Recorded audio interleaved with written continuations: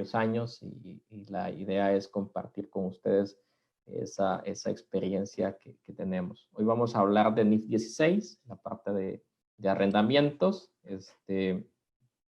Tenemos una pequeña agenda. Vamos a hablar un poco primero de qué es Ernst Young o EY, como comúnmente tenemos ahora el esquema, algunas generalidades, alcances y todo lo demás, la parte de arrendatarios, la parte del arrendador, algunas referencias, contactos que espero sean de su interés para seguir.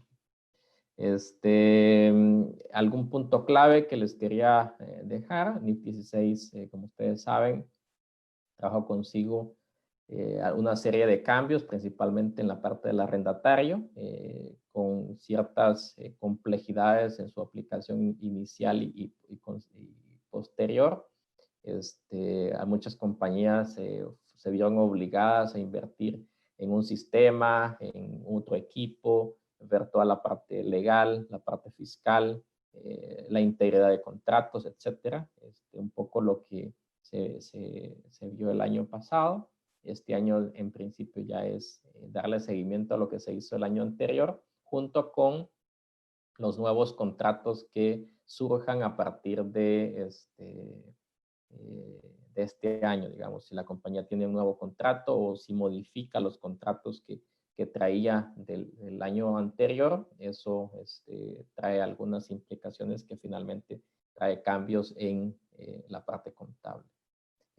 Como decía, mi nombre es Natanael Ayala, soy socio de la oficina de Centroamérica de Ernst Young, y me acompaña Emily Aguilar, gerente de la oficina bueno, ella vive en Honduras, pero vemos la región como un todo. Bueno, están nuestros contactos, si en algún momento gustan platicar o conversar en algún tema en particular, estamos a sus órdenes, y nos pueden localizar en el momento que ustedes así lo consideren. Primero es hablarles un poco de Ernst Young, para efectos de que conozcan un poco de la oficina. Somos líderes globales, es una firma de las 4 grandes a nivel global. Tenemos 4 líneas de servicios y diversidad de líneas de servicios. Estamos en auditoría, impuestos, transacciones y consultoría. Y cumpliendo los más altos estándares de calidad que nos implica tanto la firma a nivel global como los reguladores en todos los continentes. Construimos credibilidad y confianza, que es básica para alrededor del mundo, y dar los reportes a los diversos usuarios.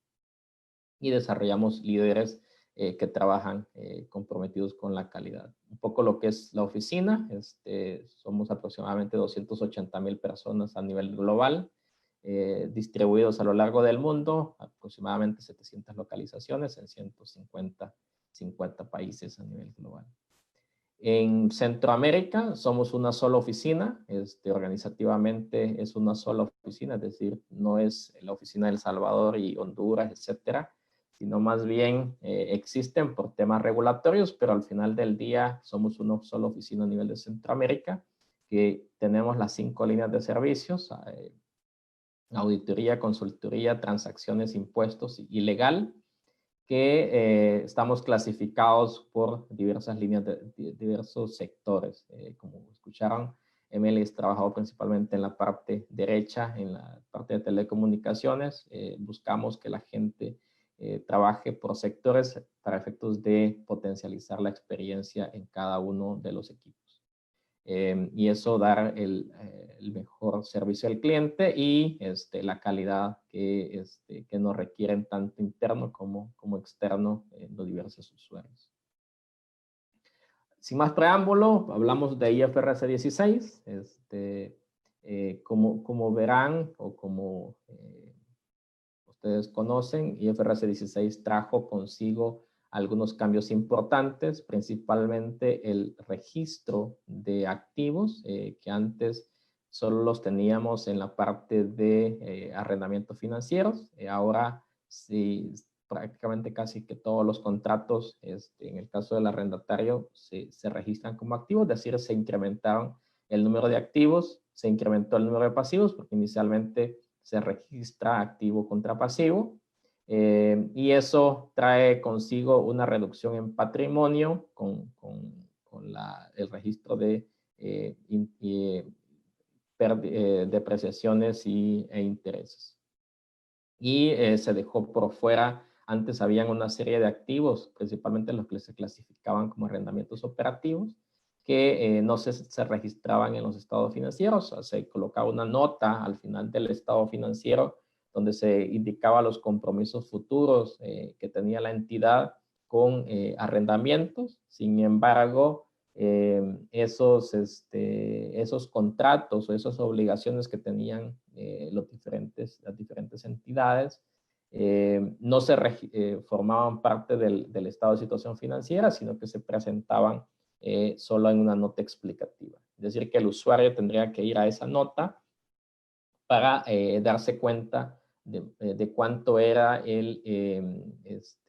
la obligación que tiene la entidad. En la parte de resultados, la parte de ingresos se mantiene igual, costos y gastos. Ahora hay gastos antes todo estaba en gastos por arrendamiento. Eso de una u otra forma va a reducirse porque ahora se clasifica una parte en gasto administrativo por arrendamiento por la depreciación de los activos que registramos anteriormente, y el gasto financiero por la actualización del pasivo a su vencimiento. Entonces, incrementaron un poco la parte de gastos por depreciación y financieros, y eso trae consigo seguramente algún impacto en la utilidad del periodo de las entidades. A nivel de flujos operativos, pues prácticamente hay un incremento porque antes todo se clasificaba como actividad de operación. Ahora hay una parte que se clasifica como actividad de financiamiento, por lo tanto hay un split, una separación entre lo que se registra en uno y lo que se registra en la otra sección para efectos del estado de flujo de efectivo.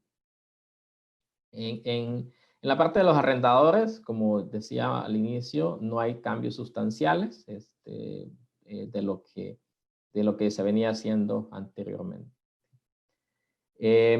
Entonces, como resultado tenemos algunos efectos contables. Como les decía, hay registros de activos, hay registro de pasivos en el estado de situación financiera. En el estado de resultados hay una separación, la gasto por depreciación relacionado con esos activos que registré anteriormente en el estado de situación financiera, y gastos y de intereses por la actualización del pasivo a su vencimiento. Entonces, eso trae consigo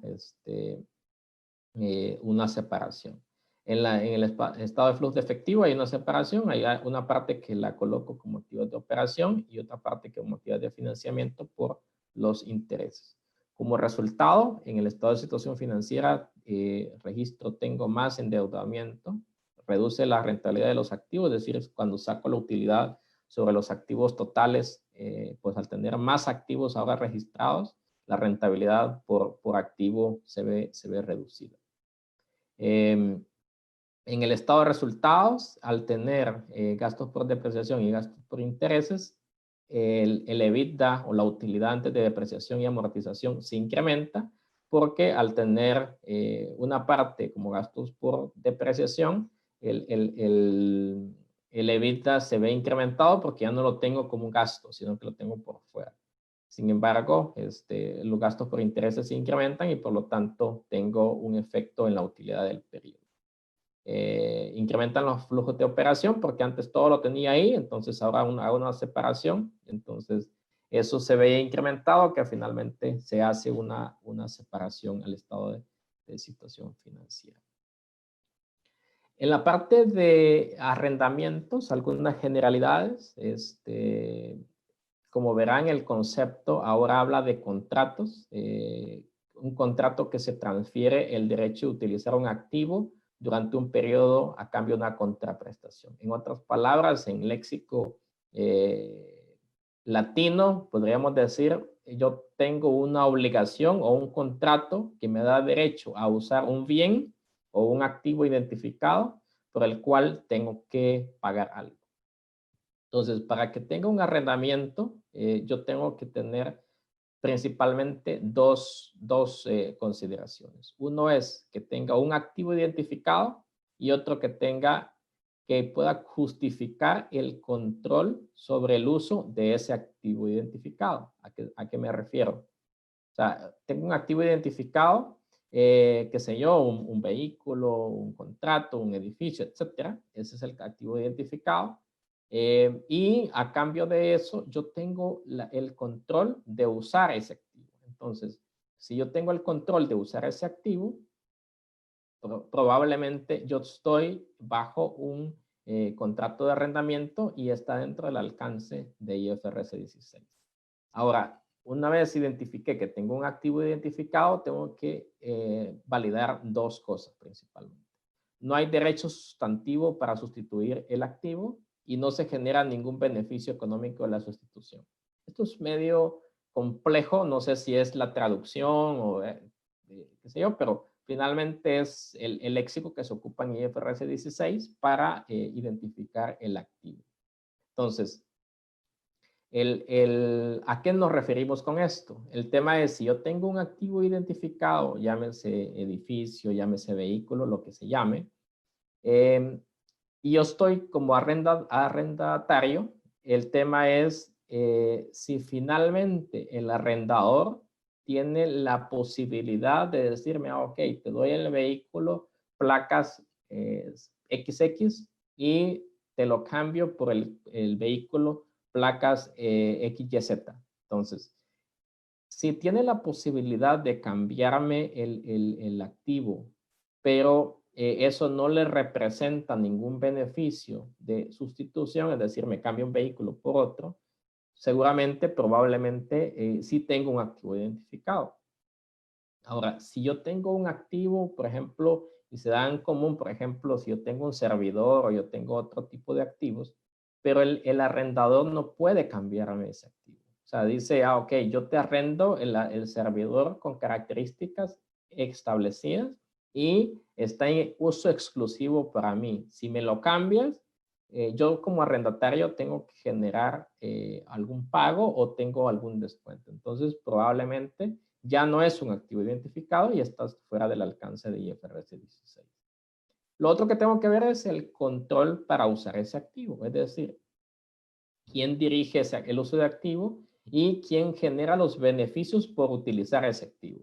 ¿A qué se refiere esto? Es decir, ok, yo tengo ahora el vehículo, ¿quién decide hacia dónde va el vehículo o para qué se usa o para qué actividad se transa? Y quién finalmente gana por usar ese activo en particular. Entonces, eso finalmente define que yo estoy dentro del alcance de IFRS 16 o probablemente no estoy dentro del alcance de IFRS 16 y por lo tanto no debería a lo mejor estar clasificándolo como arrendamientos. Como ustedes habrán escuchado, el concepto de IFRS en su conjunto trae mucho el tema de análisis profesional y juicios y justificar transacciones. Entonces, no necesariamente les dice, ok, para la transacción, algo así como US GAAP, que le da como lineamientos y cosas por el estilo. IFRS es muchísimo más de interpretación, aunque ahora hay muchos más ejemplos prácticos que se pueden utilizar. ¿Cómo identifico un arrendamiento? Un arrendamiento es, como decía, tengo un activo identificado. Si finalmente yo no tengo el derecho de obtener sustancialmente todos los beneficios, probablemente no es un contrato de arrendamiento, pero si el proveedor o parte tiene la posibilidad de dirigir y cómo se usa el propósito y el derecho a operar el mismo y el cliente diseñó el activo y es exclusivo, a lo mejor es un contrato de arrendamiento y está dentro del alcance de IFRS 16. Luego, el tema de derecho sustantivo. El tema de derecho sustantivo, por ejemplo, las normas hablan de algunos ejemplos que ustedes los pueden leer posteriormente si así lo consideran. Hay diversos ejemplos ahí en la norma. de un proveedor que tiene muchos servidores, pero puedo sustituir el servidor de uno por otro. Es decir, yo le doy un servidor A y se lo puedo cambiar por un servidor B. Pero si el servidor es un derecho sustantivo para el proveedor, si tiene la capacidad de sustituirme ese activo y se beneficiará de dicha sustitución. Es decir, me lo cambia y me dice, bueno, por cambiártelo vale X valor. Entonces, en ese caso, probablemente no es un activo identificado y no es un contrato de arrendamiento. Pero por otro lado, el mismo servidor pudiese ser, estar adaptado a las necesidades del cliente, no tiene la capacidad para sustituir porque lo configuraron exclusivamente para la entidad y no se obtendría ningún beneficio para la sustitución, probablemente es un activo identificado y por lo tanto entra en el alcance de IFRS 16. Finalmente hay dos exenciones para clasificar los arrendamientos. Uno es si yo tengo un contrato de arrendamiento por menos de o como máximo 12 meses a partir de la fecha de su construcción, o sea, de su registro, probablemente es un contrato de arrendamiento a corto plazo y por lo tanto esto pudiese no registrar un activo y un pasivo o construirlo dentro del contrato de arrendamiento, sino que llevarlo a gastos en la medida lo incurra. O contratos de arrendamiento de poco valor que finalmente pueda dejar por fuera el registro de esas transacciones. ¿Qué son activos de bajo valor? Usualmente son cosas que no se registran finalmente en el balance, que pudiese llevar a gastos en cada uno de los periodos y no están dependen o están interrelacionados con otros activos. ¿A qué se refiere? O sea, si yo contrato un arrendamiento de una máquina y de un motor por separado, por decir algo, si pueden finalmente funcionar de manera conjunta o necesito los dos para que realicen el trabajo. Entonces, ahí puedo clasificarlos de manera independiente. Y hay un enfoque práctico en el cual yo puedo sumar todos los contratos que yo tengo. Si estos contratos son muchos contratos y se guardan características similares, es decir, el plazo, el periodo, el tipo de contratos, etcétera, la moneda, etcétera. Y eso me permite hacer la suma y calcular un solo activo y un solo pasivo. Y hacer eso no difiere de manera sustancial hacerlo uno a uno con plazo, tasa, etcétera. Entonces, eso es en general. Mientras que los arrendamientos de corto plazo, sí puedo dejarlos por fuera del registro de un activo y un pasivo y llevarlos a resultados directamente cuando yo los incurro o cuando me llega a cada una de las facturas, siempre y cuando decíamos sea menor de 12 meses y sea un contrato no cancelable, por ejemplo, de X tiempo, pero si finalmente hay una probabilidad de ejercer, porque a veces hacemos un contrato por arrendamiento menos de 12 meses, pero la famosa cláusula se puede prorrogar de manera automática a menos que haya una objeción por alguna de las partes. Entonces,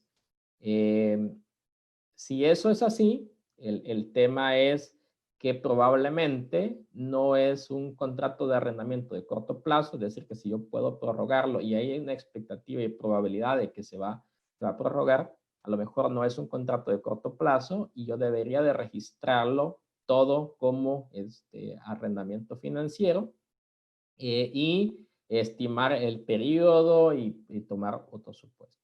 Si yo no tengo la probabilidad de ejercer esa prórroga, a lo mejor es un contrato de corto plazo. Yo creo que teníamos unas preguntas, no sé si podemos proyectar la primera, creo que era un poquito antes en las slides, pero tal vez si podemos proyectar la primera y tal vez les agradeceré si el sistema nos funciona, nos puedan regalar su tiempo para contestar la misma. Tal vez la puedes proyectar. La primera encuesta. Yep.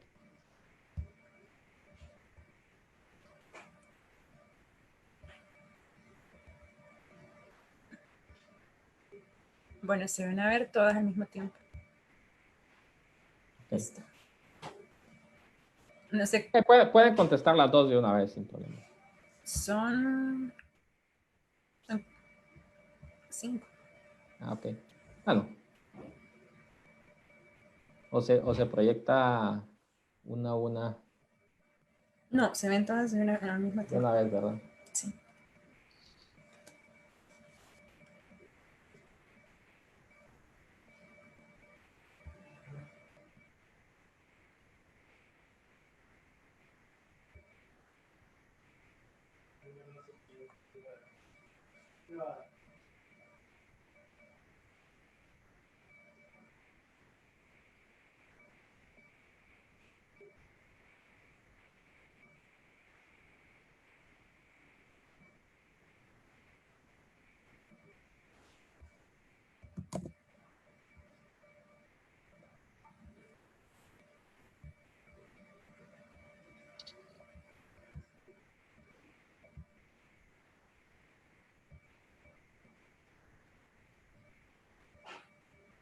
No sé cómo van propuestas. Hay 151 personas. Entonces. Yo digo que les demos unos 2 minutos. Ok.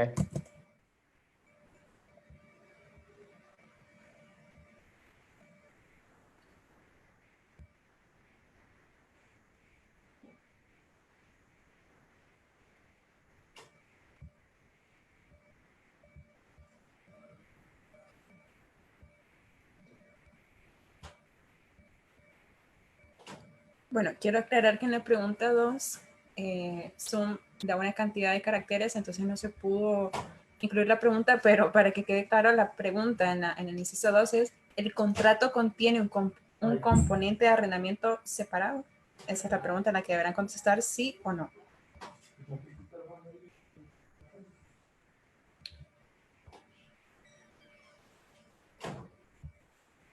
Listo.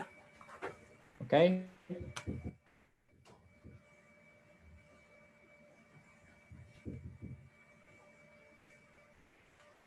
Emily, tal vez si me ves la... Repasamos las... Si un contrato es o contiene un arrendamiento, bueno, vamos a tenerla ahí, si quieren al final las repasamos.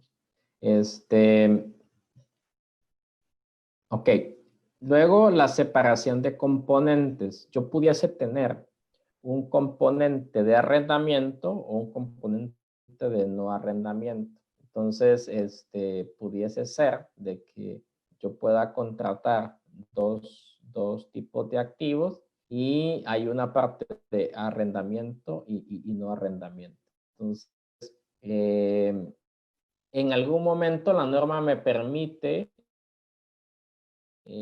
poder juntar todo y decir, mire, todo está como arrendamiento en la medida que eso sea un solo componente de arrendamiento y opción práctica, es decir, me permite registrarlo y reconocerlo de esa manera. Entonces, ok. Ahora vamos a ver un poco el reconocimiento y evaluación de los contratos de arrendamiento desde el punto de vista del arrendatario. En la parte del arrendatario se reconoce, como decíamos, un activo y un pasivo por arrendamiento. El tema es cómo se construye ese activo y ese pasivo, que es lo un poco más complejo. El pasivo por arrendamiento se construye a partir de la suma algebraica de los pagos fijos, es decir, lo que yo pago mensualmente por usar ese activo, las opciones de compra, es decir, al término del contrato de arrendamiento, yo tengo la opción de comprarlo o no, pero ahí hay una restricción. yo tengo ahora que estoy registrando el activo y el pasivo, tengo la probabilidad de ejercer esa opción de compra. Es decir, yo digo, ok, tengo un arrendamiento de un edificio por 20 años. Al término de los 20 años tengo una opción de compra. Usualmente una de las cosas que se tienen que justificar es que el valor razonable de ese activo al término de los 20 años, la opción de compra sea por lo máximo el valor razonable de ese activo a esa fecha. Es decir, pues tendrán que vendérmelo por debajo de ese precio, a un precio muy atractivo para que pueda ejercer la opción de compra. Algunas garantías, si yo tengo garantías de valor residual que espero pagar a lo largo del contrato, es decir, yo agrego una garantía que finalmente probablemente la voy a terminar ejecutando. Y tengo sanciones por opción terminada, es decir, ahora que estoy construyendo el activo o que estoy registrando el activo, digo, bueno, tengo una opción por terminación anticipada y probablemente la voy a ejercer. O sea, porque a veces inclusive paradójico es que seguir pagando el mismo y listo. Y los pagos variables, pero que tienen que depender de un índice o de una tasa. Es decir, si a lo largo del contrato de arrendamiento las cuotas se van a incrementar por un índice o una tasa, yo tengo que compilar o agregar esos pagos variables dentro de todos los flujos para traerlo a valor presente. Entonces, es únicamente, van a decir, ok, pero ¿y el activo dónde está? El activo se construye a partir de esto, no es únicamente la suma de esto es el activo, sino que esto es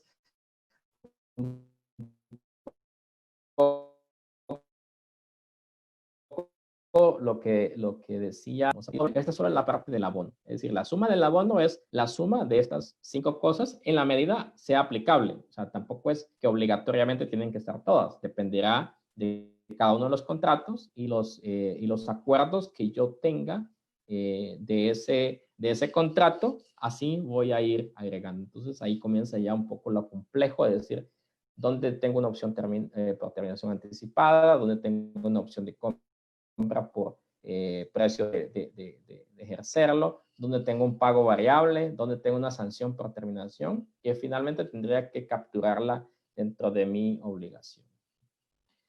En la parte del arrendatario, si hay pagos que no están por índices o tasas, por ejemplo, que es lo común a veces de decir en un centro comercial, te pagas una tasa de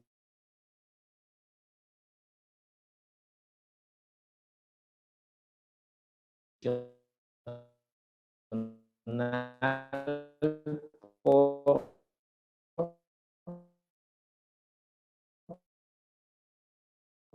relacionado con cuotas variables, pero que no están asociados a índices o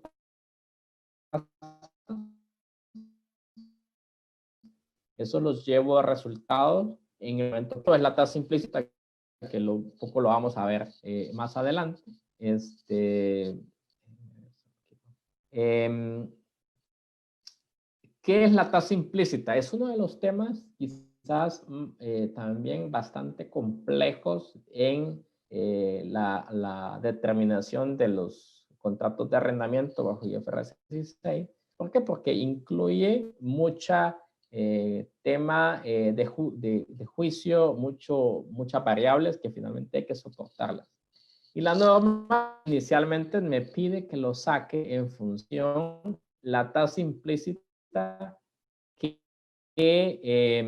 del arrendatario, que sea fácilmente determinable por el arrendatario y está relacionada con una tasa que me iguale el valor presente de todas las rentas del arrendamiento más el valor presente del valor residual no garantizado, es decir, lo que vale al final del plazo de arrendamiento de dicho activo, que sea igual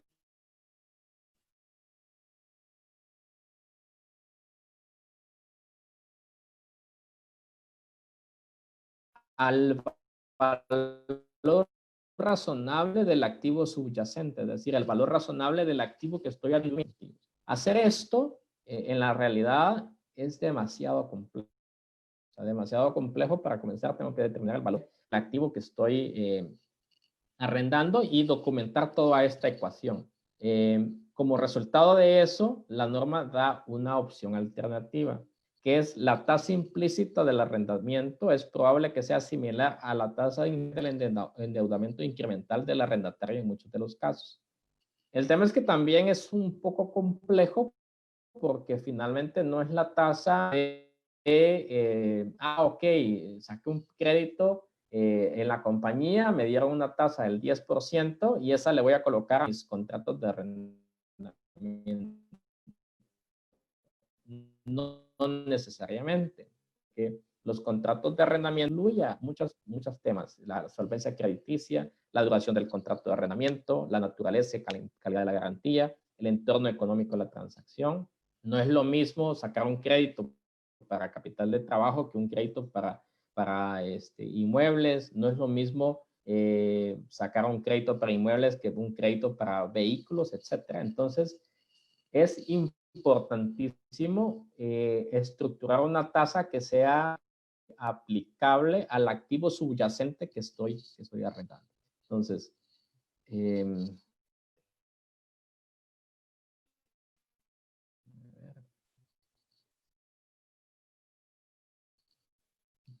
okay.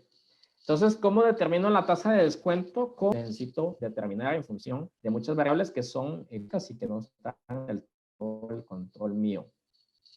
Usualmente la tasa incremental es la tasa de fondeo de la compañía. No puedo decir, a menos que haga el enfoque de cartera, que puedo aplicar un único cálculo. Se podría calcular una tasa similar, en este caso, que es el enfoque de cartera. La tasa WACC o costo de capital no es la tasa incremental, o sea, es decir, la que ocupo para descontar a los activos de largo plazo no es la tasa que voy a aplicar acá. La tasa de interés por moneda, según el arrendamiento, es decir, no es lo mismo yo tener un arrendamiento en lempiras que un arrendamiento en dólares, es decir, yo tengo que cubrir los dólares en el futuro para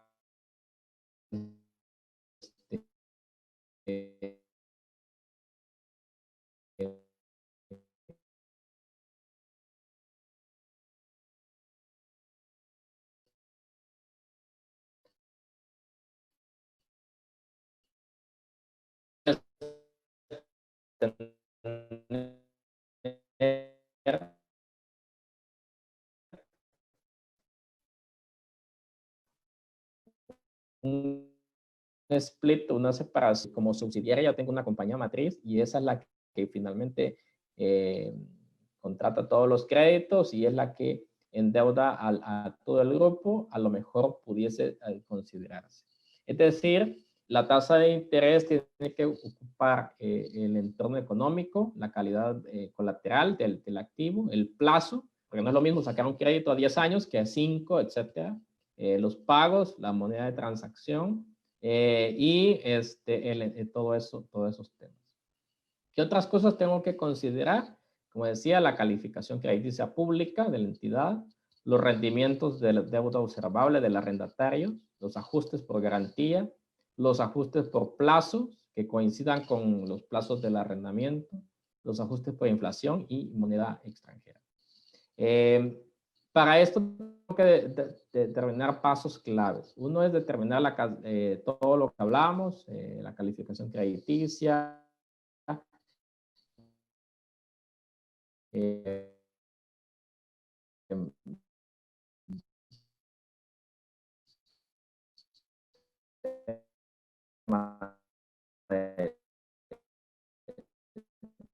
matriz, reunir todas las porque no es lo mismo sacar un crédito de $100,000 que un crédito de $1,000,000. Hacer ajustes a esos hechos o circunstancias, porque no voy a construir o no voy a tener en el mercado una tasa que sea equivalente a mi contrato de arrendamiento. Preparar los ajustes que coincidan con el plazo, preparar ajustes de inflación, de moneda. Entonces, todo esto lleva muchos justificaciones o temas que hay que soportar, que finalmente hay que dejarlos documentados, ya sea un memorando o un papel de trabajo donde se construya todas estas cosas y se concluya de cómo determiné la tasa de descuento.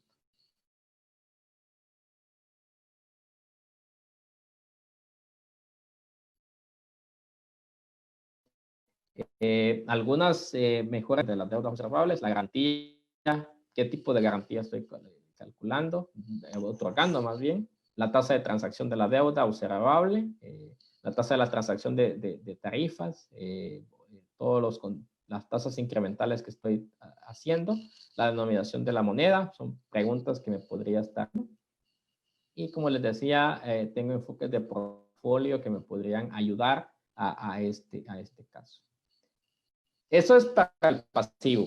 Ahora vamos a la otra parte del registro, a determinar el activo.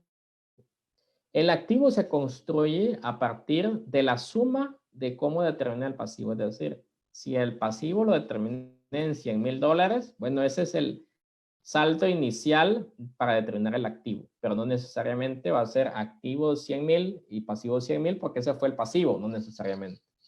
A los activos yo tengo que sumarles los pagos iniciales del arrendador, los incentivos recibidos por arrendamientos, tengo que restarlos, es decir, si tengo un descuento, tengo que sumarle los costos indirectos incurridos y tengo que sumarle los costos por desmantelamiento o rehabilitación. La suma de todo esto va a ser, cuando se resta, pero la suma y resta de todo esto va a ser el activo que voy a determinar registrando. Un ejemplo muy sencillo de decir cómo yo creo que esto lo manejan ustedes a la perfección, pero puede decir algo, si yo estoy pagando en un contrato en un año 10,000, en el otro 12 y en el otro 14, a lo largo del año, estos son los valores nominales que voy a pagar por un contrato de arrendamiento. Es un plazo de 3 años con una tasa que determina una tasa del 4.235%. Es decir, tengo que sacar con fórmula financiera cuánto es el valor presente de estos 3 montos a 3 años con una tasa del 4.2%. Entonces, acá yo tengo los pagos nominales, es decir, en el año 1 voy a 10,000, en el año 12, en el año 3, 14, la suma total van a ser 36. Traídos a valor presente con la tasa de descuento y el plazo, esto va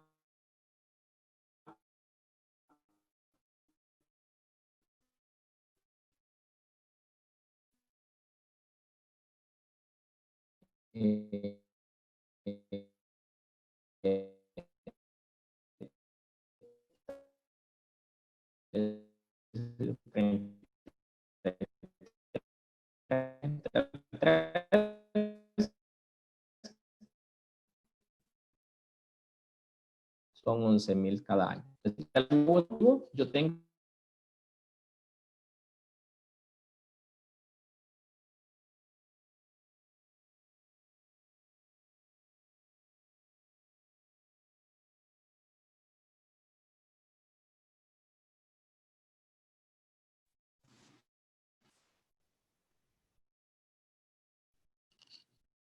Hola, ¿me escuchan? Se tiene bastante interferencia con la señal y no sé si tal vez pueda acercarse más al Wi-Fi. Quizás le voy a quitar el video, le voy a quitar el video. Pero es que el audio se escucha bien entrecortado. Y también tiene que volver a compartir la pantalla. Pero voy a... Sí, dame un segundito. Okay.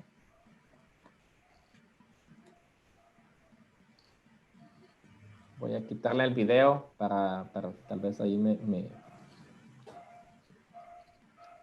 escuchan mejor? Sí, continúe. Ok, perfecto. Entonces, tengo los activos por derecho de uso, que son los 11,000 por cada uno de los años. Y esto lo amortizo en el tiempo y llego a un valor en libros de 0.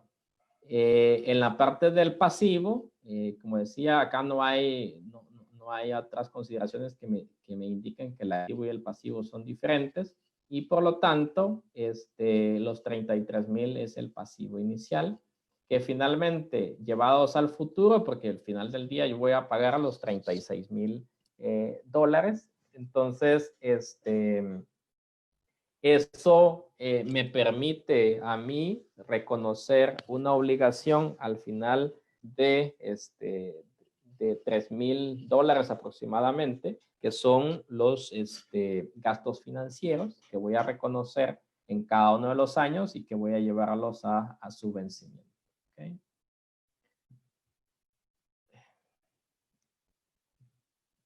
En la parte de resultados, voy a tener dos separaciones. Uno es el gasto por amortización del activo, que son los 11,000, y el gasto por intereses que determiné para actualizar los intereses financieros. En resumen, yo voy a tener en el balance un derecho por uso del activo y un activo y un pasivo. En el resultado voy a tener una amortización y un gasto por intereses del pasivo por arrendamiento. Y en el estado de flujos voy a tener una parte en actividades de operación y una parte en actividades de financiamiento. A partir de esto vamos a ver un ejercicio en Excel donde se ve un poco el registro inicial y posterior con un contrato que sufre modificaciones en el tiempo y que está asociado a que en el momento inicial yo no desconocía de esos cambios y no están asociados a la situación actual de la pandemia que nos da algún nivel de cambios. Para esto Emily va a proyectar su pantalla. No, proyectas tu pantalla, Emily, como gustes.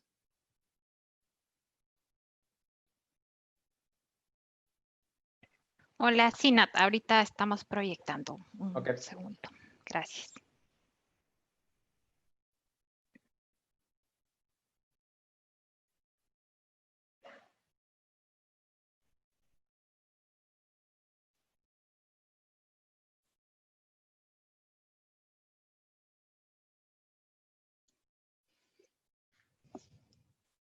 Solo me confirman si ya pueden ver mi pantalla. Yo ya veo la parte del ejercicio práctico que comentaba Natanael para graficar básicamente todo lo que él ha mencionado sobre el reconocimiento del activo por derecho de uso y el pasivo por arrendamiento.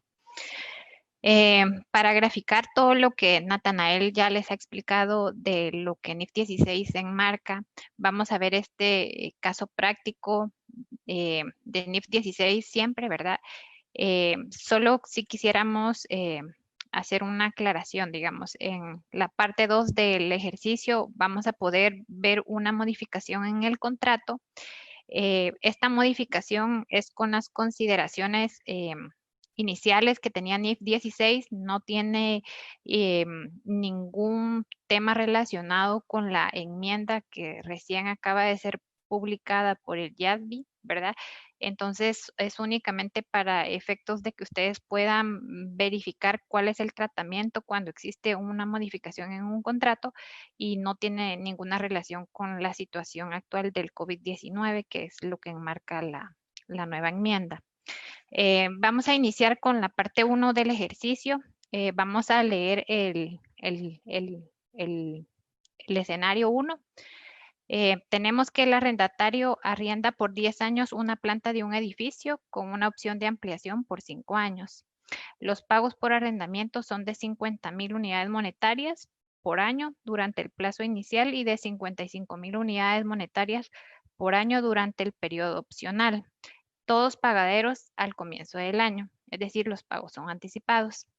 Para obtener el arrendamiento, el arrendatario incluye en costos iniciales de 20,000 unidades monetarias, de las cuales 15,000 están relacionadas con un pago a un inquilino anterior y 5,000 están relacionadas con una comisión pagada al agente inmobiliario con el que se acordó el arrendamiento. Como parte del incentivo al arrendatario para llevar a cabo el arrendamiento, se le reembolsa una comisión de 5,000 unidades monetarias y el equivalente al importe de las mejoras en la propiedad arrendada por 7,000 unidades monetarias. En la fecha de comienzo, el arrendatario concluye que no hay ninguna certeza razonable de que se ejerza la opción de ampliar el arrendamiento y por ello determina que el plazo de arrendamiento es de 10 años. No existe una tasa de interés implícita fácilmente determinable y se ha utilizado una tasa incremental del arrendatario del 5% por año. Básicamente esos son los datos principales de este ejercicio. Como podemos ver en pantalla, el plazo son los 10 años. Luego tenemos lo que es el pago inicial de los 50,000 y el pago de la ampliación, que son los 55,000. Como ustedes pudieron observar en el enunciado, es a partir del periodo opcional de ampliación, que sería del año 11 en adelante. Los costos iniciales son de 20,000, incluyendo los 15,000 que se pagan al inquilino anterior, más los 5,000 relacionados a la comisión y el reembolso de la comisión de los 5,000. Para poder verificar o establecer cuáles son los importes que se reconocerían al inicio del arrendamiento, lo que debemos hacer es listar los periodos que nos está dando el enunciado, que en este caso serían los 10 años plazo, los pagos por año que se tienen, que para esta parte del ejercicio son 50,000 unidades monetarias, la tasa de descuento son del 5% anual, y para poder establecer el valor presente de los pagos de arrendamiento, ustedes lo pueden realizar con la fórmula del valor presente neto, que como ustedes pueden ver en pantalla, la vamos a visualizar. Básicamente lo que estamos haciendo es calculando el valor presente neto del año 2 al año 10 con la tasa de descuento del 5%. Esta fórmula ya la tiene los Exceles que usualmente manejamos, entonces yo creo que va a ser fácilmente accesible a que ustedes puedan realizar algún ejercicio. Como ustedes pueden observar, el periodo 1 no es tomado en consideración porque los pagos son anticipados, es decir, cuando se está haciendo el reconocimiento inicial, ya se incurrió en el pago de los 50,000 unidades monetarias, por lo cual el pasivo únicamente abarca los pagos pendientes al inicio del reconocimiento. Acá ustedes pueden ver, como Nat lo había mencionado en una de las slides, el pago inicial son de los 50,000, las mejoras los 20,000 y los incentivos de los 5,000.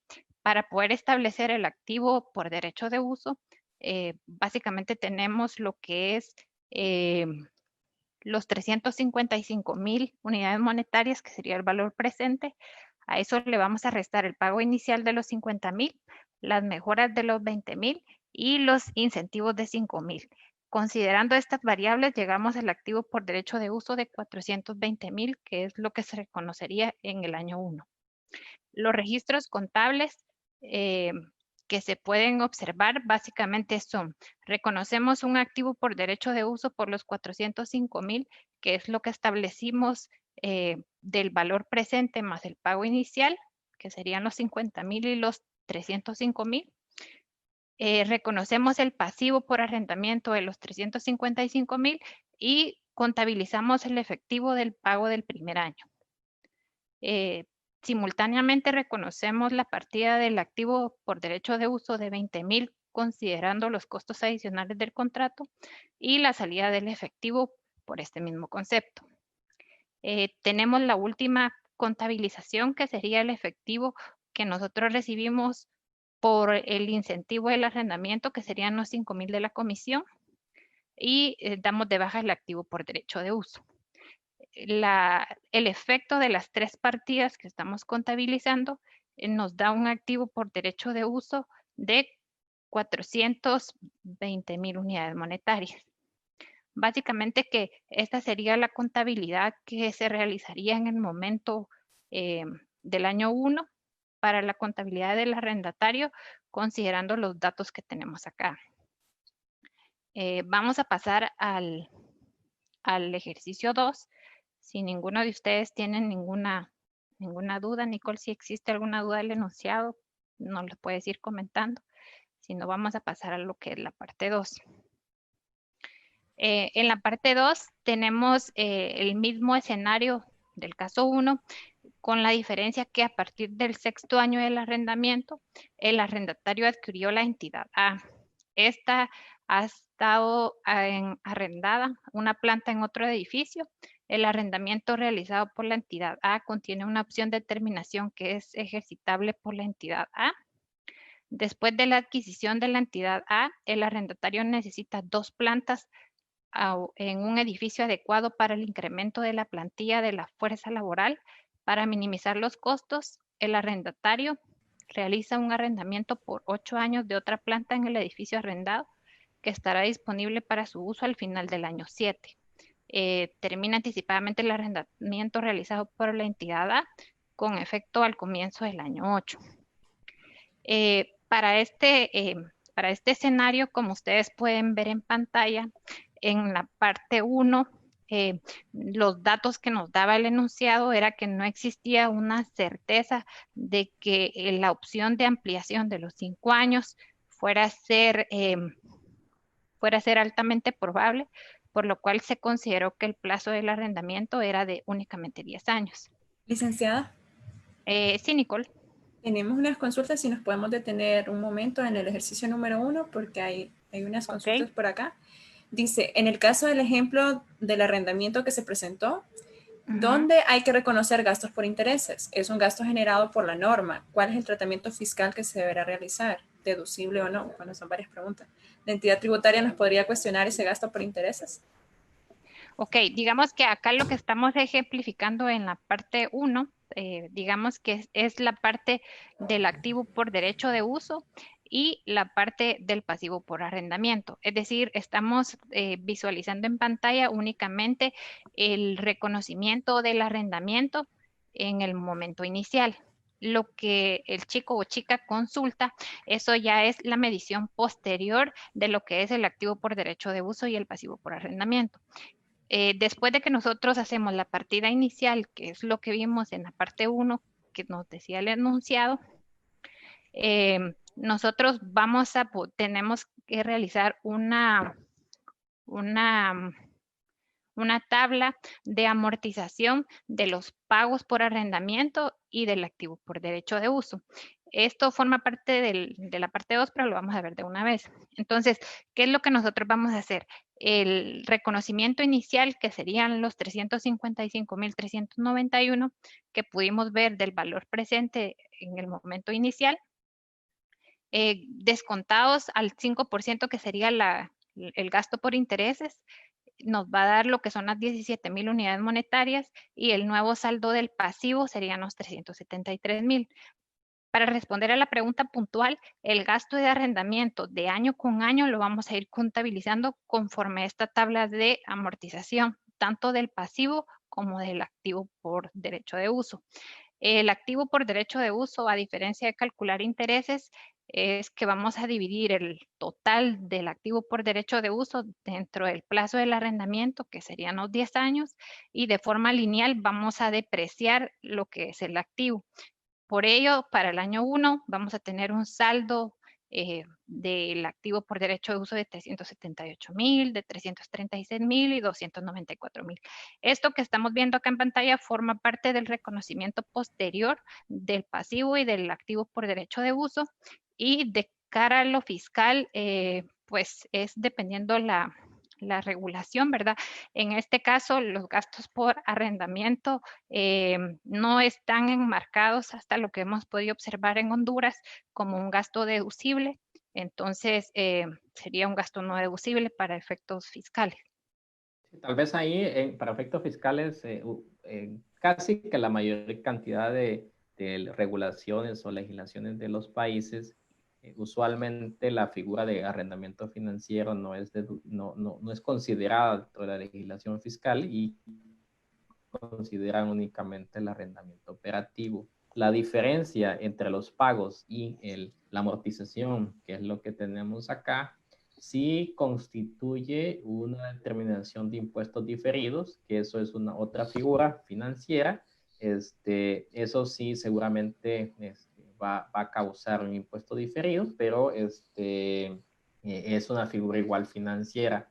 Sí, la legislación del país de origen no permite la deducibilidad de la amortización y el gasto por intereses, sino que lo que permite usualmente son las rentas pagadas en cada uno de los meses. Sí, exacto. Ok, hay otra consulta que dice, bueno, no sé si lo van a tocar más adelante, la contabilidad del arrendatario. Esta es la contabilidad del arrendatario. El ejercicio práctico que tenemos ahorita para poder visualizarlo en conjunto con ustedes es del lado del arrendatario. El día de hoy no vamos a tratar la contabilidad del lado del arrendador como un caso práctico, únicamente vamos a ver las generalidades de la contabilidad del arrendador, considerando que el tratamiento no cambió sustancialmente de lo que era NIC 17, sigue siendo el mismo, únicamente con revelaciones adicionales que nos menciona la norma, entonces consideramos más importante poder ver la contabilidad del arrendatario. Hay otra consulta que dice, ¿qué pasa con las 7.000 unidades monetarias en el caso? Las 7.000 unidades monetarias forman parte de lo que son los costos directos iniciales, que fue lo que contabilizamos en la partida número 2. De acuerdo. Bueno, dice, si el gasto por intereses no es deducible, ¿qué pasa con el activo registrado? ¿Paga impuesto al activo neto? Yo creo que esas, digamos, ya son consultas muy relacionadas en materia fiscal. Nosotros como parte de la, de la exposición del día de hoy es netamente, considero, relacionado a NIF 16, pero podemos tratar de forma muy general las consultas que nos lanzan. Eh, Como bien lo mencionaba Natanael, fiscalmente para Honduras se ha interpretado que la SAR no va a considerar deducible, como lo pudieron ver, el gasto o la depreciación, sino que únicamente como tal el pago del arrendamiento, que es en lo que los arrendatarios ejercen al momento del pago. Eh, Esto, como bien lo menciona Natanael, genera diferencias para efectos del impuesto sobre la renta diferido, eh, y únicamente para efectos fiscales, pues no existe esta figura como tal, ¿verdad? O sea, se trata como un arrendamiento operativo donde en el momento en que se hace deducible el impuesto es cuando el arrendatario hace efectivo el pago. De acuerdo. Si gusta, puede continuar con el ejercicio número 2, explicándolo ¿Ok? desde el inicio, y al final vamos a abordar las preguntas que todavía nos quedan en la casilla de Q&A. Sí, no hay problema, Nicole. Con la parte de la opción 2, que era lo que estábamos viendo, tenemos lo que es el enunciado de que lo único que nos está dando es una certeza de que el plazo opcional de los 5 años se va a ejecutar, considerando de que necesitan una parte adicional para poder operar. En la parte anterior, la diferencia era que no había ninguna certeza para que el plazo opcional se ejecutara. En este caso ya es probable, por lo cual se considera una modificación en el plazo del arrendamiento. Otra de la parte que nos cambia para este escenario es que la tasa incremental pasó del 5% al 6% anual, ¿verdad? Esto va a ser a partir de los 9 años y básicamente que son los datos que cambian de la parte A. Tenemos el mismo caso o la misma estructura, los periodos los dejamos acá de forma para poder ver lo que era anterior y lo nuevo, pero lo que tiene un efecto en esta parte 2 es a partir del año 7. Los pagos del año 1 al año 10 son los 50.000 unidades monetarias y los 55.000 es a partir del año 11. Tenemos una tasa del 5% a partir del año 1 y a partir del año 7 pasa al 6%. El valor presente de los pagos de arrendamiento es un ejercicio similar con la fórmula que ya pudimos ver. Consideramos básicamente desde el año 8 hasta el año 15 y únicamente consideramos el pago que ya se hizo anticipado al final del año 7, que es lo que nos menciona el enunciado. Acá ya tenemos un nuevo valor presente neto que serían 378,000 unidades monetarias. Y para poder ejemplificar el efecto que tiene este cambio en el plazo, tenemos que para el año 1 al año 6, el saldo del pasivo por el arrendamiento era de 186,000 unidades monetarias y el activo por derecho de uso era de 168,000 unidades monetarias. La remedición del pasivo sería el equivalente a los 378,000 que acabamos de ver anteriormente. Y el nuevo saldo del pasivo se establece únicamente por diferencia de cuánto es el nuevo pasivo remedido versus el saldo que tenía al finalizar el año 6, y esa sería la diferencia que tendría que contabilizar como un activo por derecho de uso y un pasivo por arrendamiento. Vamos a ver más abajo lo que son los registros contables. Para la renovación del plazo de los 5 años, tenemos del año 7 al año 15 y el reconocimiento inicial son los mismos 378,000 unidades monetarias, los pagos que ya habíamos visto anteriormente y lo único que el cargo por intereses es del 6%, ¿verdad? Que podemos ver acá en pantalla, y el saldo del pasivo ustedes pueden observar que se va actualizando hasta llegar al año 15, que es con saldo cero, ¿verdad? Porque ya finalizó la obligación del arrendamiento. Para el activo por derecho de uso, tenemos los 360,168 unidades monetarias, que es básicamente la sumatoria de los 168,156, que era mi activo por derecho de uso en el momento del cambio, más los 192,000 unidades monetarias, que es el nuevo importe del pasivo que acabamos de remedir.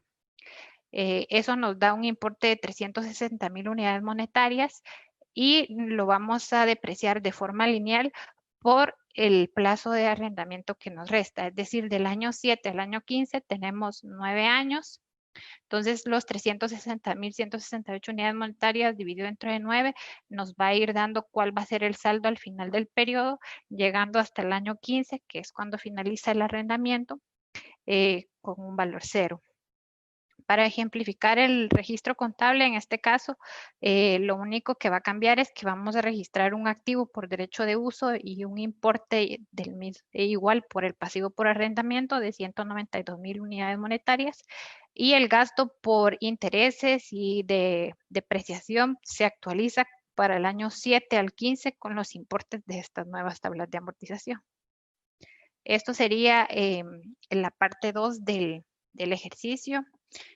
Si existieran dudas, Nicolás, podemos ver. Si no, podemos pasar a lo que es la presentación. Ustedes van a poder observar que son casos bastante sencillos, podríamos mencionarlo de esta forma, pero lo que busca es poder proyectar cuál sería la medición del activo y el pasivo por derecho de uso de una forma ejemplificada y fácil de entender.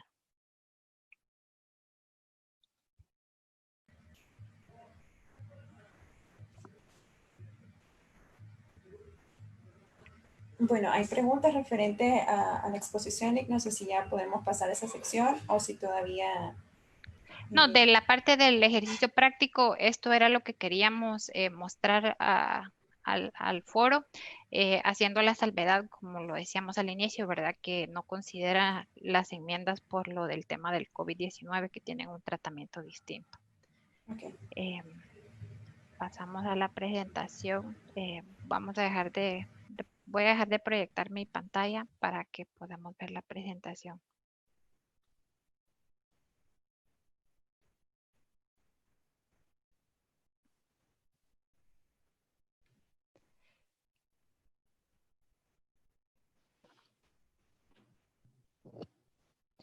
Estamos de nuevo en la presentación. Ahora, de lo que acabamos de ver hasta el caso práctico, abordamos todo lo que es relacionado a la contabilidad del arrendatario. Vamos a cambiar un poco y vamos a pasar a lo que es la contabilidad del arrendador. Lo que vemos en pantalla es la contabilidad de un arrendamiento financiero y como ustedes pueden observar tenemos dos grandes bloques, los fabricantes o distribuidores y los otros arrendadores. Los fabricantes o distribuidores básicamente son aquellos arrendadores que producen sus bienes y a la vez los dan en arrendamiento financiero.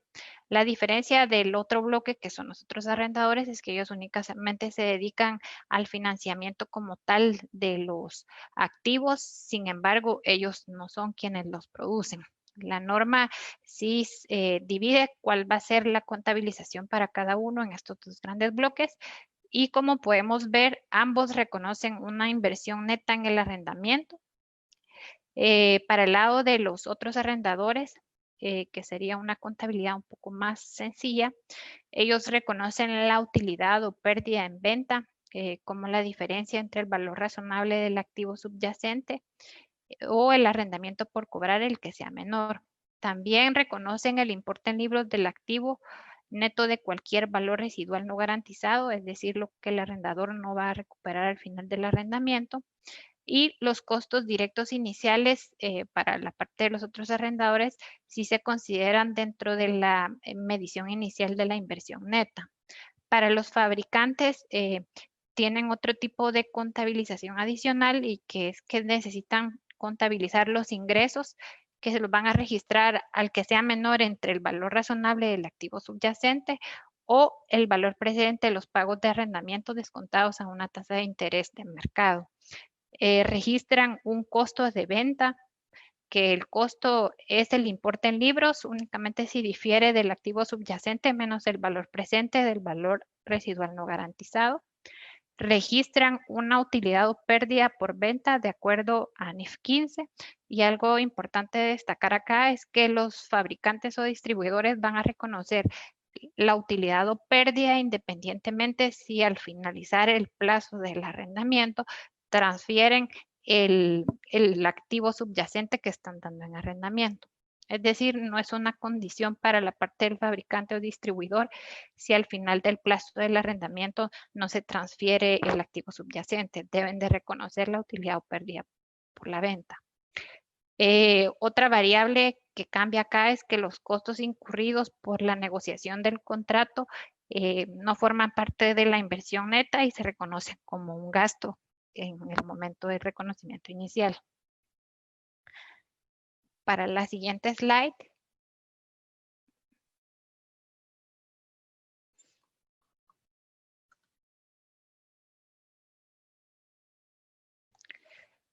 Tenemos siempre del lado del arrendamiento financiero lo que es la inversión neta del arrendamiento, que es calculada una tasa de interés implícita en el arrendamiento.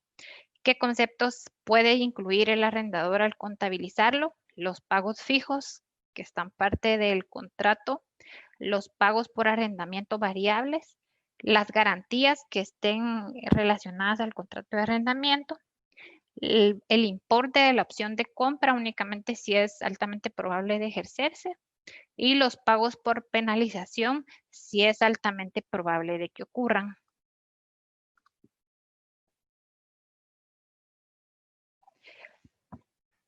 Para los ingresos, como lo tratamos en las slides anteriores, los fabricantes o los distribuidores reconocen sus ingresos entre el menor del valor razonable del activo subyacente o el importe relacionado al valor presente de los pagos por arrendamiento descontados a una tasa de mercado. Básicamente sería como lo vimos en el ejemplo del arrendatario, descontar los pagos que tengan según el plazo, eso sería lo equivalente al valor presente de los pagos o al que sea menor entre el valor razonable del activo. El valor razonable, pues obviamente es el valor de mercado que tiene el activo subyacente en el momento de la contabilización. El costo de venta también se registra como parte de la contabilidad del arrendador Y posteriormente en la medición del arrendamiento financiero, se va reconociendo los ingresos durante todo el plazo del arrendamiento a una tasa de rendimiento periódica sobre el saldo que va quedando al final de cada periodo de la inversión neta del arrendamiento. Obviamente la parte de la inversión neta del arrendamiento se va disminuyendo por los pagos de arrendamiento que se van recibiendo. Esto es neto de los ingresos por intereses que están calculados anteriormente. Reconoce por separado los ingresos por pagos variables, que lo mencionamos como parte del primer slide. Y después del comienzo del arrendamiento, la inversión neta se mide únicamente si existe un cambio en el periodo no cancelable del arrendamiento y el arrendamiento financiero se modifica y no se contabiliza como un arrendamiento financiero por separado. Si el arrendamiento financiero se modifica y se contabiliza por separado, no es necesaria hacer una modificación al contrato original. Únicamente vamos a hacer una medición de la inversión neta del arrendamiento si no se contabiliza un arrendamiento por separado. La inversión neta se vuelve a medir aplicando lo que es NIF 9 y NIF 39 para la consideración del arrendador. Las modificaciones en los contratos del arrendamiento. Algo importante que menciona la norma es que únicamente existe una modificación en el arrendamiento si existe un cambio en el alcance del arrendamiento o si existen cambios en los términos y condiciones del contrato originalmente celebrado. Si se cumple estos criterios, podríamos evaluar o el arrendador debe evaluar si existe una modificación en el arrendamiento. El arrendador contabiliza la modificación para la parte del arrendamiento operativo desde la fecha en que entró en vigencia la modificación y considera cualquier pago anticipado en el arrendamiento. Para la parte del arrendamiento financiero, se contabiliza por separado si cumple ambas condiciones. Una sería que la modificación aumenta el alcance del arrendamiento, es decir, que se agrega un importe del activo por derecho de uso mayor al que se tenía, o existe un cambio en que se han adicionado nuevos activos subyacentes al contrato original. Y dos, si la contraprestación por el arrendamiento aumenta en una cantidad proporcional al precio independiente para el alcance y cualquier ajuste apropiado a ese precio independiente que refleje las circunstancias del contrato particular. Si existen esas dos, hay una modificación en el contrato financiero. Y para la parte del arrendamiento operativo, la contabilización de la parte de los ingresos se calculan de forma lineal o de otra forma sistemática si lo es más apropiado. Los gastos se registran los costos de depreciación del arrendamiento, se capitalizan los costos directos iniciales y se deprecian por el plazo del arrendamiento y los activos también están sujetos al análisis de deterioro de NIC 36. Para continuar con los temas, vamos a profundizar un poco en las modificaciones que han existido a la norma y Nat nos ayudará a poderles ampliar las modificaciones que han existido. Perfecto, gracias Emily. En relación con los últimos cambios, el JASB publicó un artículo allá por abril de este año. Primero comenzó con un artículo académico, educativo, donde mencionó si por ejemplo, nos reducen la tarifa del contrato de arrendamiento o nos dan periodos gratuitos de arrendamiento en el tiempo, cómo estos se clasifican. Entonces, comenzó con un paper que les animo que lo lean, está en el sitio web del JASB, que trata un poco la parte académica de cómo tratar estos temas. Hoy en mayo del presente año, el IASB alcanzó un acuerdo para hacer una enmienda a IFRS 16 y definió que algunos contratos o estos tipos de acuerdos pudieran requerir ajustes y no necesariamente ser una modificación de un contrato de arrendamiento como lo vimos anteriormente. En ese caso, por ejemplo, el Jasper, una de las cosas que planteaba es, o que plantea es, si finalmente me renuevan, me dan 3 meses gratuitos ahora, pero esos 3 meses se extienden al final del contrato, probablemente no hay muchas variaciones y no hay mayor registros contables que realizar. Sin embargo, si a mí me reducen las cuotas o me dan periodos gratuitos ahora, seguramente hay enfoques en los cuales ya están aprobados, en el cuales puedo reducir el activo y el pasivo que tengo en mis estados financieros, o el enfoque de llevar a los resultados también es permitido, tanto el cargo como el abono de esos meses gratuitos, para el caso del arrendatario. O en el caso del arrendador, también establece de que si yo como arrendador estoy dando esos meses gratuitos o esas reducciones en mis contratos de arrendamiento financiero, probablemente yo debería de estar reconociendo ya sea un deterioro, el enfoque también es permitido, de llevar los resultados, tanto el ingreso como el deterioro, más bien el deterioro de esos contratos. Entonces, o reducir el activo y el pasivo, también en algunos de los casos es permitido. Nosotros le vamos a compartir un paper, déjenme ver si les puedo compartir el paper, donde se los vamos a dejar en share zone.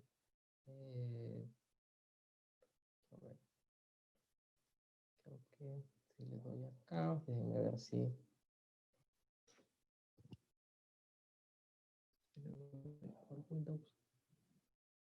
vamos a ver. Bueno, les vamos a dejar el paper que finalmente describe muchas de estas consideraciones, pero en resumen está hablando de este tipo de transacciones que son exclusivas de la pandemia que estamos viviendo. Entonces, de una u otra forma, yo les animo a que lo lean y que utilicen el enfoque que ustedes consideren relacionado a que si van a reducir un activo o el pasivo en función de los meses gratuitos o la reducción de los canos por arrendamiento, o lo van a llevar vía resultados. Entonces, se los dejamos, se lo pasamos a Nicole y se los compartimos en los medios electrónicos. Lo otro es que, como vieron, esto tiene diversos impactos. Hay unas preguntas relacionadas con temas fiscales, seguramente. Si yo tengo un activo ahora, yo tengo que concluir si ese activo tiene alguna implicación fiscal o no. Hay asuntos del sector en el sentido de que no todos los sectores se vieron impactados de la misma manera. Hay algún proyecto, tengo que hacer algún proyecto para organizar todo este tipo de cosas, ver todo el tema de relación con inversionistas, la información, cómo se va a procesar y se va a proyectar. A lo mejor tengo que hacer desarrollos de sistemas, capacitaciones al personal y toda la parte de entorno. Acá les dejamos algunos sitios web que finalmente ustedes pueden visualizar y pueden visitar. Ahí pueden ver inclusive cursos online gratuitos que pueden ver de industria, de temas técnicos o papers que están relacionados con deterioros, con registro de ingresos por industria, etcétera. que finalmente se buscan que sea de su ayuda. Mencionarles esta limitación de responsabilidad. El propósito del webinar es ser del punto de vista educativo y ayudarles en términos de compartir el material y experiencias nuestras, pero sin entrar en una asesoría que finalmente concluya sobre la transacción específica de su entidad. Bueno, les dejamos la sección de preguntas. No sé si hay preguntas adicionales, y nuestros correos de contacto están ahí y nos pueden buscar en el momento que ustedes así lo consideren. No sé si, Nicola, hay más preguntas en el público. Sí, bueno, muchas gracias a ambos, y sí, tenemos bastantes preguntas. La primera dice, ¿cómo se maneja un arrendamiento con opción a compra? Digamos que la opción de compra, como lo vimos en alguna slide, no es que sea diferente, digamos, sino más bien la opción de compra yo tengo que considerarla si tengo la posibilidad de ejercerla en el momento del contrato por arrendamiento. Si yo tengo la posibilidad de ejercer, ese monto que espero pagar al final del plazo es un flujo más, es un pago más que voy a considerar en los flujos y voy a traer a valor presente. No es algo diferente a cualquier otro contrato. ¿Qué sucede con arrendamientos de sistemas contables? En estos contratos no hay equipo de hardware, solo software. Hoy no entendí la pregunta. Tal vez sí puedes repetirla. ¿Qué sucede con arrendamientos de sistemas contables? En estos contratos no hay equipo de hardware, solo software, es decir, solo la parte del programa. Ahí lo que tengo que ver es si el activo que estoy identificado, que es el sistema informático que estoy arrendando, cumple con el tema de contrato de arrendamiento que vimos al principio, el activo y el control, digamos. Entonces, si es así, cae dentro del alcance de IFRS 16 y lo puedo registrar. De lo contrario, va a dar resultados en función de los pagos. Contratos de arrendamiento mayores a 1 año son financieros y menor a 1 año son operativos, ¿es así? Sí, existe la opción de registrarlo como antes se le llamaba arrendamientos operativos. Sin embargo, clarificar si tengo un contrato menor a 12 meses y tengo la posibilidad de prorrogarlo y existe la probabilidad de que se prorrogue, ya no es a corto plazo y cae dentro del alcance de registrarlo como activo y como pasivo.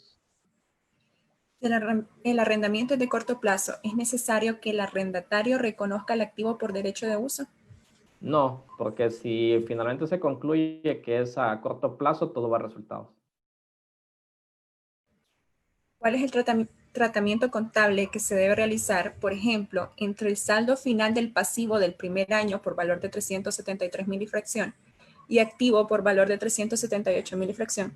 ¿No se debería de presentar conciliado, o esa diferencia se da y cómo se registra contablemente? No, porque el problema es que en el momento inicial nosotros registramos un activo y un pasivo, como lo mencionó Emily. De manera subsecuente, el activo se amortiza, usualmente de manera lineal, y el pasivo se actualiza con la tasa de interés. Entonces, de manera subsecuente, regularmente no coinciden. Uno se amortiza, va a resultados, y el otro se actualiza. Son dos cálculos totalmente diferentes. Y lo que hay ahí, usualmente, esa diferencia es un impuesto diferido. Por lo general, los contratos de arrendamiento operativo no estipulan una tasa de interés. ¿Qué fuente de información adicional a la tasa incremental del precio del contrato se debe consultar para tomar un punto de referencia de qué tasa utilizar en el caso de que el contrato no establezca un valor incremental?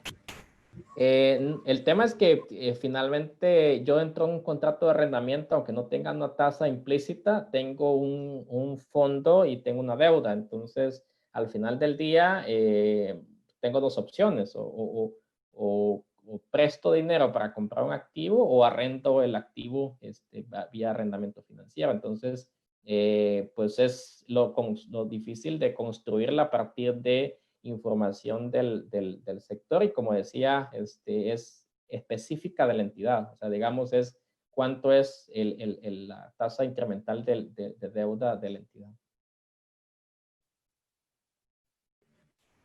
¿El arrendador tiene derecho a deducir la depreciación?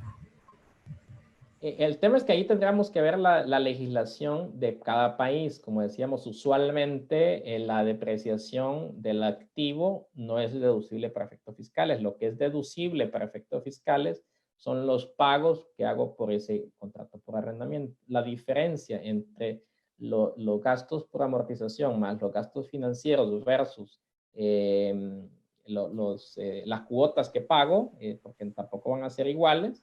La diferencia de los activos y los pasivos genera impuesto diferido. ¿El activo arrendamiento financiero está sujeto a deterioro? Sí, si yo tengo un activo por arrendamiento financiero, cae dentro del alcance de deterioro.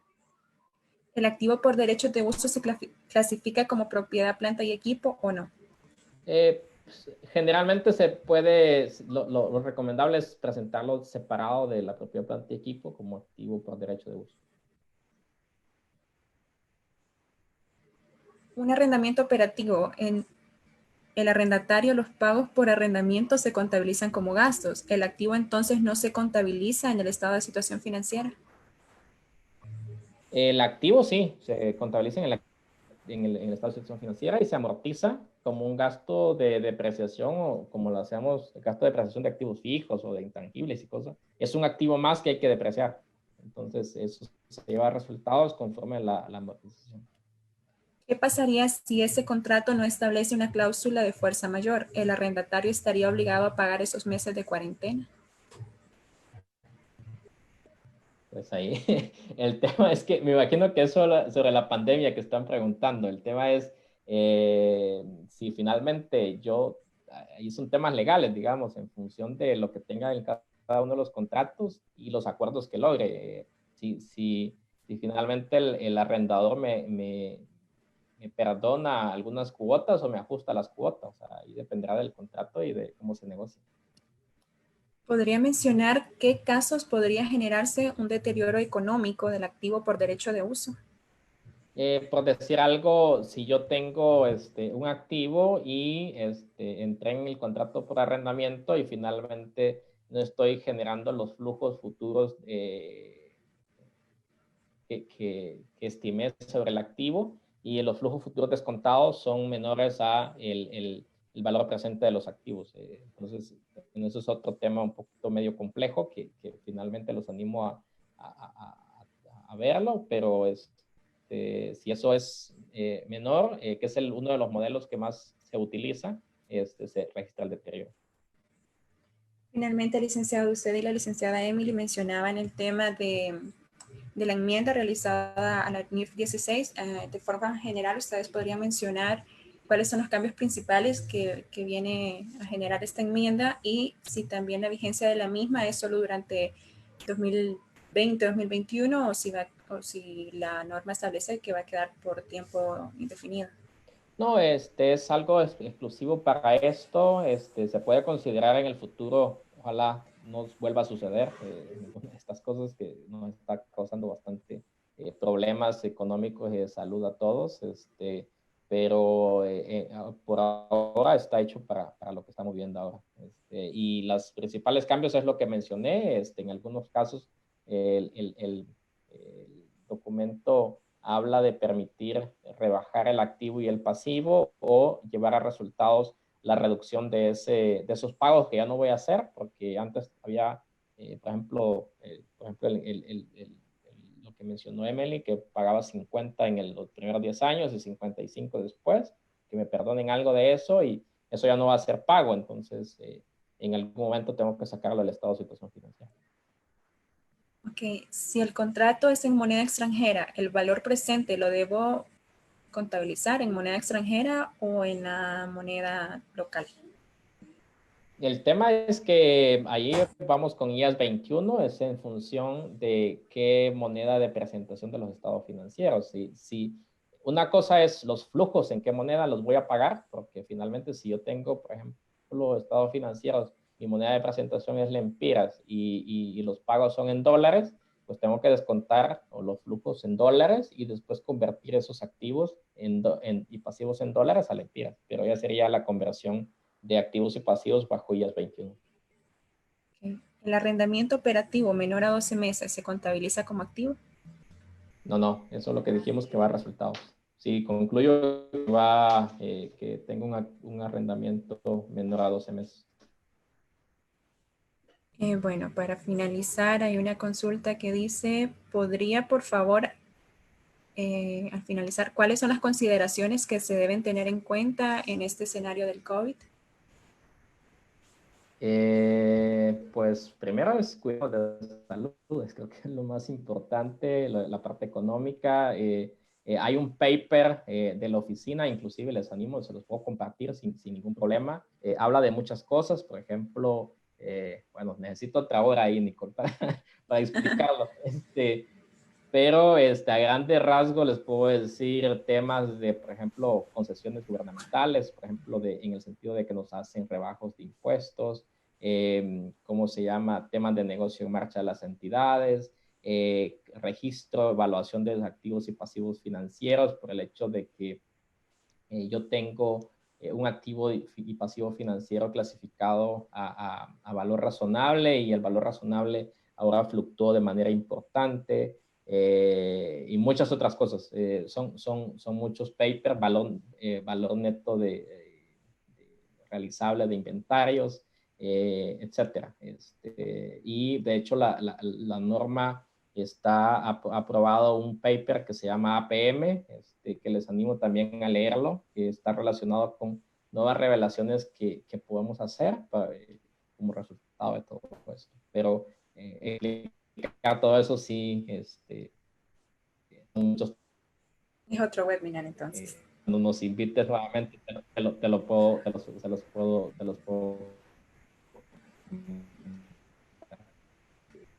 Perfecto. Bueno, solo nos resta agradecer la participación de la licenciada Emilia Aguilar y el licenciado Natanael Ayala de la firma Ernst & Young. Agradecerles a ustedes por su participación.